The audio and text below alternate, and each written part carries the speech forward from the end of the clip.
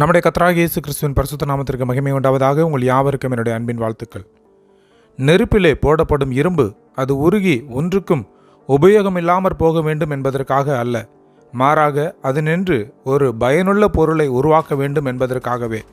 நம்முடைய வாழ்விலே நாம் சந்திக்கும் போராட்டங்கள், பிரச்சனைகள், பாடுகள் எதுவுமே நம்மை அழிப்பதற்காக அல்ல, நம்மை சிறந்ததாக உருவாக்க மாத்திரமே. இது வாழ்க்கை பயணம் கிறிஸ்துவோடு. நீதிமொழிகள் 16ஆம் அதிகாரம் 9வது வசனம். மனுஷனுடைய இருதயம் அவனுடைய வழியை யோசிக்கும், அவனுடைய நடைகளை உறுதிப்படுத்துகிறவரோ கர்த்தர். பிரியமானவர்களே, பல நேரங்களில் நாம் ஒரு குழப்பமான சூழ்நிலையில் இருக்கிறோம். ஆனால் உண்மையில் தேவனுடைய சித்தத்தில்தான் நாம் இருக்கிறோம் என்பதை உணராதவர்களாய் காணப்படுகிறோம்.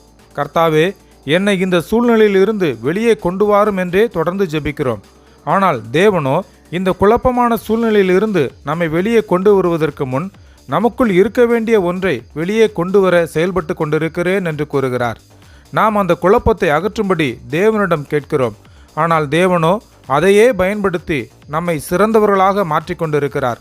ஆம், தேவன் அமைதியான சூழலில் நம்மை ஒருபோதும் உருவாக்க முடியாத ஒன்றை புயல்களை பயன்படுத்தி உருவாக்குகிறார். அது உண்மை.